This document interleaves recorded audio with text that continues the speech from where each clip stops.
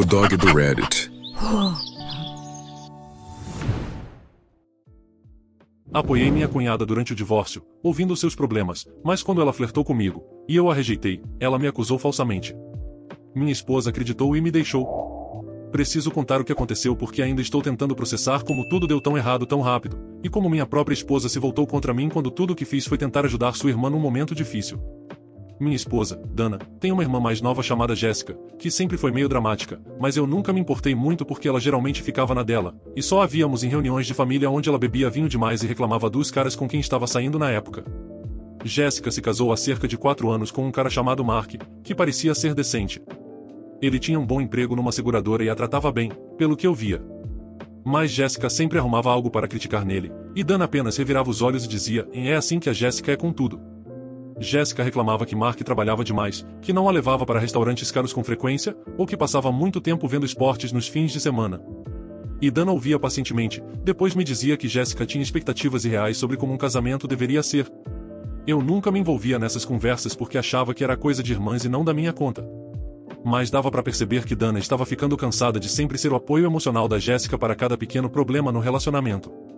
Cerca de 8 meses atrás, Jéssica ligou chorando para Dana, por volta das 11 da noite, porque Mark tinha pedido o divórcio e ela estava completamente surpresa. Mesmo que Dana e eu soubéssemos que o casamento deles já andava mal há um tempo, pois Jéssica vivia postando indiretas nas redes sociais sobre como é difícil estar casada com alguém que não te valoriza. Dana me mostrava essas postagens e nós dois balançávamos a cabeça. O Facebook da Jéssica estava sempre cheio dessas mensagens enigmáticas sobre ser subestimada e como algumas pessoas só percebem o que têm depois que perdem. Dana ficava envergonhada porque toda a família podia ver que Jéssica obviamente estava falando de Mark. Naquela noite, Jéssica estava histérica e dizia que não tinha para onde ir, porque Mark queria ficar com a casa e ela não tinha condições de viver sozinha, já que trabalhava meio período e mal ganhava o suficiente. Jéssica sempre foi ruim com dinheiro e tinha se acostumado a Mark pagar por quase tudo. Então a ideia de se sustentar sozinha era apavorante para ela, e ela não parava de chorar dizendo que ia acabar morando no carro. Dana imediatamente ofereceu que ela ficasse conosco por algumas semanas até conseguir se reorganizar. E eu concordei, porque achei que Jéssica só precisava de apoio da família nesse momento difícil, e provavelmente seria algo temporário. Dana sempre foi muito ligada à família e eu sabia que seria importante para ela ajudar a irmã. Então disse a Dana que Jéssica poderia ficar no quarto de hóspedes pelo tempo que precisasse para se reerguer. Achei que talvez um tempo longe de Mark ajudasse Jéssica a ter perspectiva sobre o que deu errado no casamento, e talvez eles até conseguissem se resolver. Mas Dana disse que, pelo que Jéssica estava contando, o divórcio era certo e Mark já tinha até procurado um advogado. Jéssica se mudou no fim de semana seguinte com apenas algumas malas e um monte de choro, dizendo que Mark tinha trocado a fechadura e não deixava ela pegar o resto das coisas, o que me pareceu bem extremo. Mas eu não queria me envolver no drama deles, então só ajudei a levar as malas para o andar de cima e disse para ela se sentir em casa. Dana tirou a semana inteira de folga do trabalho para ajudar Jéssica a procurar um apartamento e um advogado, basicamente pegando na mão dela em tudo, enquanto Jéssica ficava sentada no nosso sofá vendo TV e chorando com caixas de lenços. Continuei trabalhando normalmente porque alguém tinha que continuar ganhando dinheiro, e achei que Dana era melhor para lidar com a parte emocional. Além disso, Jéssica parecia preferir conversar com Dana sobre os detalhes do casamento. As primeiras semanas nem foram tão ruins, porque Dana cuidava de tudo, e eu só ouvia Jéssica desabafar sobre Mark durante o jantar. Mas aí Dana teve que voltar ao trabalho porque já tinha usado quase todo o tempo de férias, e o chefe dela estava ficando irritado com tantas ausências. Dana trabalha muito e sempre foi muito dedicada ao trabalho, então tirar uma semana inteira para lidar com drama familiar já tinha sido forçado, e ela não podia se dar ao luxo de faltar mais sem arriscar perder o emprego. Eu trabalho de casa, então estou sempre por perto durante o dia, e Jéssica começou a vir até mim com mais frequência quando ficava abalada com alguma coisa, já que Dana não podia falar durante o expediente. Jéssica batia na porta do meu escritório e perguntava se eu podia conversar porque estava tendo uma crise de ansiedade ou porque o advogado tinha dado mais notícias sobre o processo de divórcio, e eu ficava com pena, porque ela claramente estava passando por um momento difícil. E eu via que conversar com alguém ajudava a acalmá-la. Eu fazia pausas no trabalho para sentar com ela na sala enquanto ela explicava a nova crise do dia, como o advogado do Mark alegando que ela não tinha direito à metade das economias porque não contribuiu financeiramente no casamento, ou como Mark dificultava que ela pegasse seus pertences pessoais da casa. Jéssica sempre agradecia por eu ser um bom ouvinte e dizia que eu era a única pessoa que realmente entendia o que ela estava passando, o que eu achava que era apenas gratidão pelo apoio nessa fase complicada da vida dela. Isso durou cerca de 6 semanas, e comecei a notar que Jéssica vinha me procurar em vez de ligar para Dana no trabalho, e sempre esperava Dana sair de casa antes de vir falar comigo. No começo não achei estranho, achei que ela só não queria incomodar Dana durante o trabalho e sabia que eu estava disponível. Além disso, Jéssica parecia estar ficando mais confortável na casa, tratando como um lar temporário em vez de só um lugar para dormir. Ela começou a fazer coisas como cozinhar o jantar para todos, lavar roupa e limpar a casa, o que na verdade ajudava, porque Dana e eu trabalhamos o dia todo e nem sempre temos energia para cuidar da casa. Jéssica deixava o jantar pronto quando Dana chegava do trabalho e sempre perguntava o que eu queria comer ou se eu tinha alguma preferência. Ela fazia compras e cozinhava como se estivesse tentando mostrar que podia ser útil. Mas então começou a ficar acordada até tarde me esperando quando eu saía com amigos ou fazia compras, e estava sentada na sala de pijama quando eu chegava, começando a falar imediatamente sobre como se sentia sozinha e não conseguia dormir pensando em tudo que deu errado no casamento. Eu geralmente ouvia por um tempo e depois sugeria que ela tentasse descansar, mas Jéssica continuava falando e me seguindo pela casa, mesmo quando eu claramente tentava encerrar a conversa e ir dormir.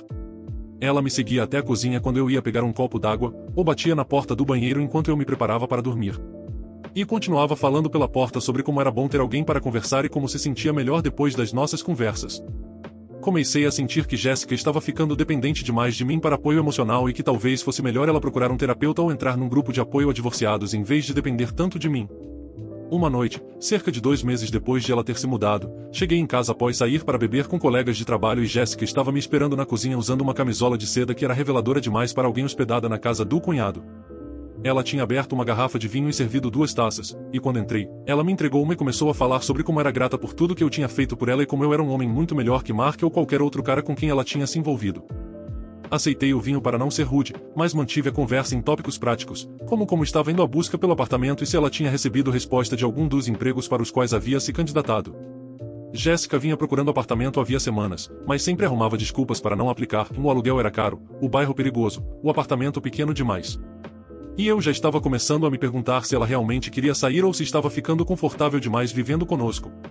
Jéssica tentava conduzir a conversa para assuntos mais pessoais e ficava tocando meu braço quando ria de algo que eu dizia, o que me deixava desconfortável porque parecia mais flerte do que amizade. Ela se inclinava muito perto enquanto falava e arrumava desculpas para encostar em mim quando ia pegar alguma coisa. Continuava me elogiando por ser tão compreensivo e por como ela gostava das nossas conversas. Depois de uns 20 minutos disso, disse a Jéssica que estava cansado e precisava dormir, e comecei a subir as escadas. Mas ela segurou minha mão e disse que precisava me contar algo importante. Olhou para mim com aqueles olhos tristes e grandes e disse que passar tempo comigo a fez perceber o que tinha faltado em seu casamento, e que tinha desenvolvido sentimentos por mim que iam além de gratidão pela ajuda. Imediatamente tirei minha mão da dela e disse que ela estava apenas confusa por causa do divórcio e que não sentia realmente nada por mim. Ela só estava procurando alguém para fazê-la se sentir melhor diante de tudo o que estava acontecendo com Mark. Jéssica ficou chateada e disse que eu estava errado, que ela vinha pensando nisso há semanas e que dava para perceber que eu também sentia algo, com base no tempo que passávamos conversando e na forma como eu era sempre paciente e gentil com ela. Disse com todas as letras que era casado com a irmã dela e que nunca aconteceria nada entre nós, e que ela precisava parar de pensar em mim dessa forma porque era completamente inapropriado. Jéssica começou a chorar e disse que Dana não me valorizava como ela valorizava, e que Dana estava sempre trabalhando até tarde e não me dava atenção suficiente, o que me deixou furioso porque Jéssica não tinha nenhum direito de comentar meu casamento ou insinuar que havia algo errado nele.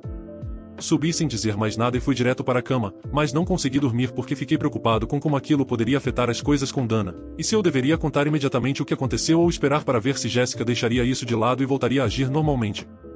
Decidi esperar e ver o que aconteceria no dia seguinte, com a esperança de que Jéssica percebesse que tinha cometido um erro e que poderíamos fingir que aquela conversa nunca aconteceu. Talvez ela ficasse envergonhada o suficiente para finalmente procurar seu próprio lugar com mais seriedade. Mas quando Dana saiu para o trabalho na manhã seguinte, Jéssica veio até meu escritório e começou a pedir desculpas pelo que disse na noite anterior. Mas logo em seguida afirmou que ainda sentia cada palavra e que não conseguia evitar o que sentia por mim. Disse que havia pensado a noite inteira e que acreditava que eu também tinha sentimentos por ela. Mas que eu estava sendo apenas leal a Dana e que, se eu lhe desse uma chance, ela poderia me fazer mais feliz do que Dana jamais conseguiria. Falei para Jéssica que ela estava completamente enganada, que eu amava minha esposa e não sentia absolutamente nada por ela, e que se ela não conseguisse respeitar meu casamento, teria que encontrar outro lugar para ficar. Jéssica ficou na defensiva e disse que eu é que tinha dado esperanças para ela, passando tanto tempo conversando e sendo compreensivo com seus problemas, e que eu não podia culpá-la por ter interpretado mal os sinais que, segundo ela, eu tinha enviado. Respondi que só estava tentando ajudá-la como parte da família, e que nunca houve qualquer tipo de sinal, e que ela precisava parar com aquilo imediatamente antes que causasse problemas graves. Jéssica começou a chorar de novo e disse que sentia muito, que tentaria controlar os sentimentos. Mas logo perguntou se ainda poderia conversar comigo quando estivesse triste, porque falar comigo era a única coisa que a fazia se sentir melhor em relação ao divórcio. respondi que achava melhor ela conversar com a Dana ou procurar um terapeuta para ajudá-la a lidar com as emoções. Jéssica ficou irritada e disse que eu estava abandonando quando ela mais precisava e que achava que eu me importava mais com ela do que isso. Disse que me importava com ela como irmã da minha esposa, mas que ela estava pedindo algo que eu não podia oferecer. Então voltei para o meu escritório, fechei a porta e tentei focar no trabalho. Mesmo completamente abalado com toda a conversa. Nos dias seguintes, Jéssica mal falou comigo e saía da sala sempre que eu entrava, o que foi até um alívio porque achei que ela estivesse superando aquilo que pensava sentir. Ela ainda conversava normalmente com a Dana e continuava fazendo tarefas pela casa, como cozinhar e limpar. Mas sempre que eu estava por perto, ela agia de forma fria e distante, evitando até contato visual. Dana me perguntou se havia algo errado, porque Jéssica parecia chateada e estava agindo estranho comigo. Quase contei o que tinha acontecido, mas decidi esperar mais um pouco para ver se a situação se resolveria sozinha, sem precisar envolver a Dana. Esperava que Jéssica percebesse o quão inapropriada sua atitude tinha sido e que eu pedisse desculpas e voltasse ao normal, ou finalmente encontrasse seu próprio lugar e se mudasse. Mas, em vez disso, ela parecia estar ficando mais ressentida e com raiva por eu tê-la rejeitado. Fazia comentários passivo-agressivos durante o jantar sobre como algumas pessoas iludem as outras e depois agem como se fossem vítimas quando as coisas complicam. E suspirava dramaticamente sempre que eu entrava em algum cômodo, como se minha presença estivesse arruinando o dia dela. Isso foi um erro, porque no fim de semana seguinte fomos à casa dos pais da Dana para o jantar de aniversário do pai dela, e Jéssica estava agindo de forma estranha o tempo todo. Era excessivamente carinhosa com a Dana e fazia comentários sobre como ela era sortuda por ter um marido tão dedicado e como alguns homens simplesmente não eram confiáveis, por mais simpáticos que parecessem. Achei que ela estava apenas sendo passivo-agressiva por eu tê-la rejeitado. Mas a mãe da Dana percebeu o clima estranho e perguntou se estava tudo bem. Os pais da Dana moram numa casa onde costumam fazer jantares em família há anos, e todos estavam lá, incluindo o irmão da Dana, Tom, a namorada dele, e tios e tias da família. Devia ter umas 10 ou 12 pessoas sentadas à mesa quando Jéssica resolveu lançar sua bomba. Tínhamos acabado de comer o prato principal e o pai da Dana estava abrindo uma garrafa de vinho para comemorar, quando a mãe dela notou que Jéssica parecia abalada e distraída. Jéssica começou a chorar e disse que precisava contar algo à família, mas que era muito difícil falar sobre isso. Todos se aproximaram achando que ela fosse falar algo sobre o processo de divórcio, ou talvez anunciar que tinha conseguido um apartamento ou um novo emprego. Em vez disso, Jéssica olhou direto para mim e disse que eu estava fazendo avanços inapropriados enquanto ela estava hospedada na nossa casa, e que vinha tentando lidar com isso discretamente, mas que estava se sentindo desconfortável e não sabia mais o que fazer. Fiquei tão chocado que nem consegui falar por alguns segundos. E então disse que Jéssica estava mentindo, que foi ela quem deu em cima de mim. Mas Jéssica imediatamente começou a chorar mais forte e disse que eu estava tentando inverter as coisas, e que ela nunca teria dito nada se eu não tivesse sido tão insistente. Toda a família da Dana me olhava como se eu fosse algum tipo de predador, e Dana parecia devastada e confusa, como se não acreditasse no que estava ouvindo. Jéssica continuou dizendo que eu a elogiava, fazia perguntas íntimas sobre o casamento dela e a tocava de formas que a deixavam desconfortável, e que no começo tentou ignorar porque era grata pelo abrigo, mas que a situação vinha piorando e ela estava com medo de ficar sozinha comigo em casa. Disse que eu tinha dito que Dana não me compreendia, que eu estava atraído por ela, e que tentei beijá-la na noite anterior, o que era uma completa invenção. Mas todos ouviam cada palavra dela com atenção. Tentei explicar exatamente o que havia acontecido e como Jéssica é que tinha se insinuado para mim. Mas Jéssica continuava me interrompendo e dizendo que eu estava mentindo, que ela teve medo de falar antes porque sabia que ninguém acreditaria nela. O pai da Dana se levantou e disse que eu precisava sair imediatamente, que não era mais bem-vindo ali. E a mãe da Dana abraçava Jéssica, dizendo como ela era corajosa por falar aquilo e como sentia muito que ela tivesse passado por algo assim. O irmão da Dana, Tom, me encarava como se quisesse me bater, perguntando como eu podia fazer algo assim com alguém que estava passando por um divórcio e ficando na minha casa. Em questão de minutos, todo mundo se virou contra mim, e ninguém queria ouvir o meu lado da história, porque Jéssica chorava e parecia tão abalada e traumatizada. Dana só ficou ali, olhando de mim para Jéssica, como se não soubesse em quem acreditar. E quando tentei falar com ela, disse para eu não dizer mais nada e que conversaríamos em casa. Não podia acreditar que minha própria esposa não estava me defendendo imediatamente dessas acusações obviamente falsas, mas dava para ver que todos ali já tinham feito suas próprias conclusões sobre o que achavam que havia acontecido. E nada do que eu dissesse mudaria a opinião deles. O caminho de volta para casa foi completamente silencioso, e quando chegamos, Dana subiu direto para o quarto e trancou a porta. Passei a noite no sofá tentando entender como tudo tinha dado tão errado tão rápido.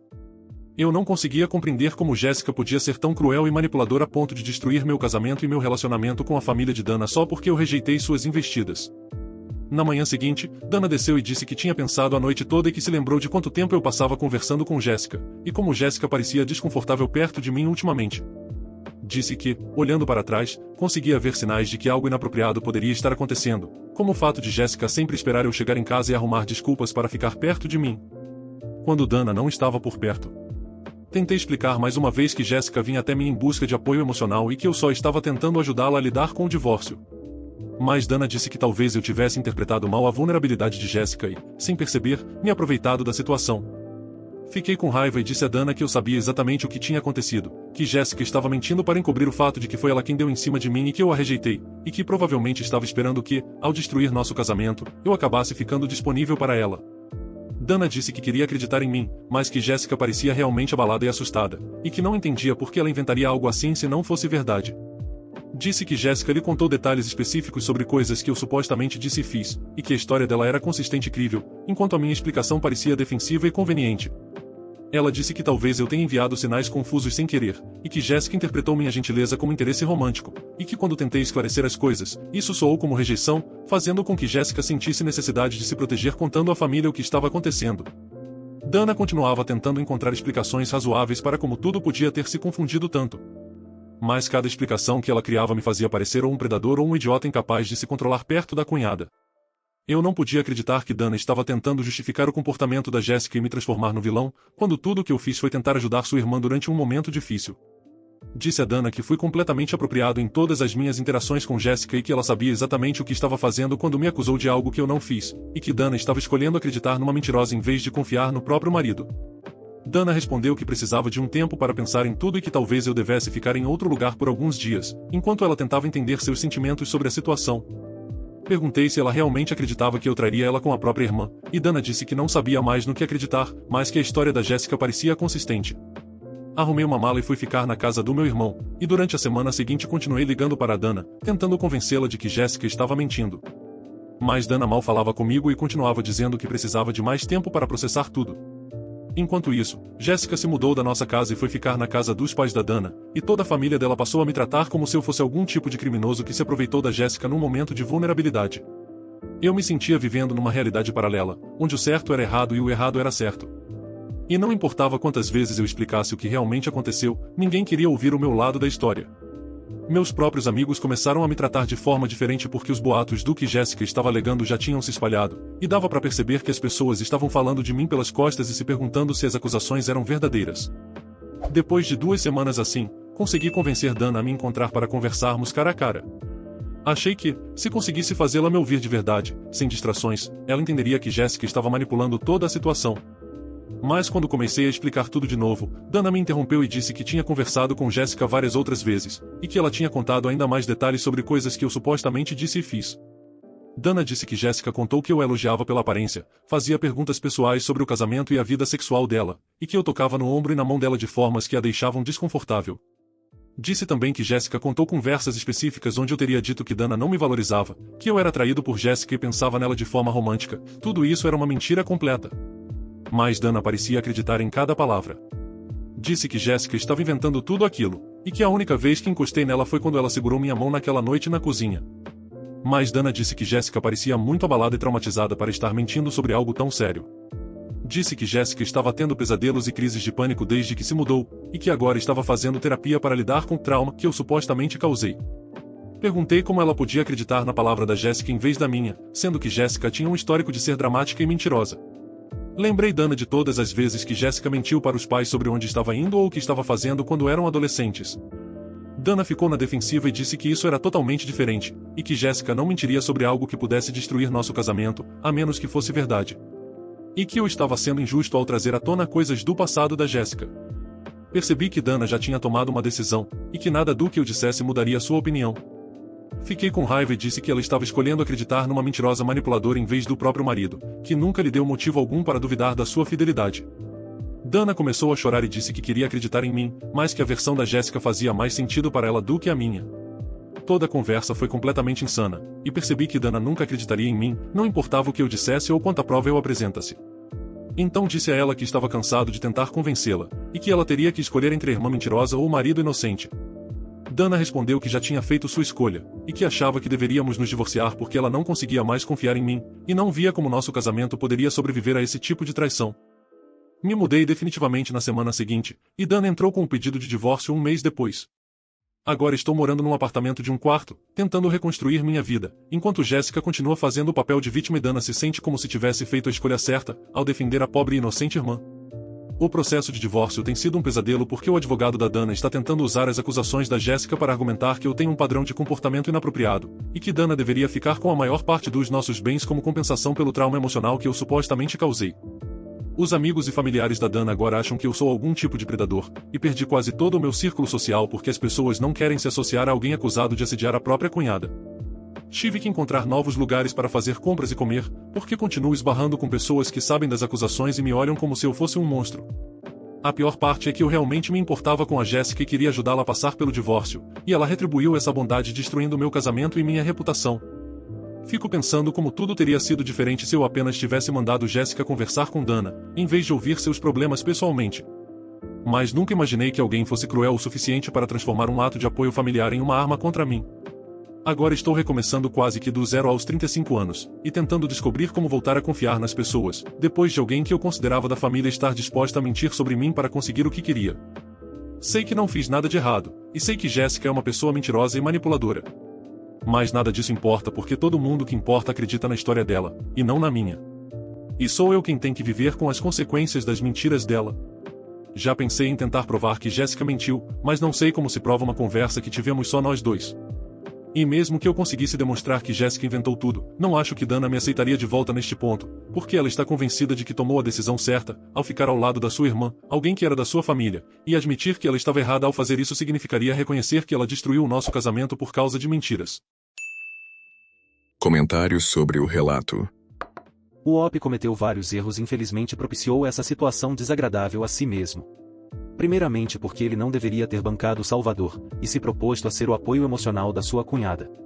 E com isso ele aprendeu da pior forma que muitas pessoas não apenas não merecem ajuda, mas muitas vezes estão em uma situação ruim por merecerem isso. Outro ponto é que o OP deveria ter contado o ocorrido à sua esposa, assim que ocorreu a primeira investida da cunhada, mas ele não o fez.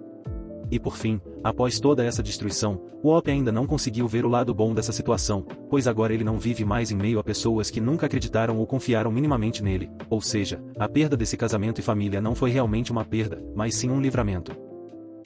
E aí, meus amigos, beleza? O que vocês acharam desse relato? Me digam nos comentários. E se possível, deixem o like, hypem o vídeo e se inscrevam no canal. Valeu demais! Abraços! Espero que tenham curtido o vídeo de hoje. Um agradecimento especial aos membros do canal pelo suporte.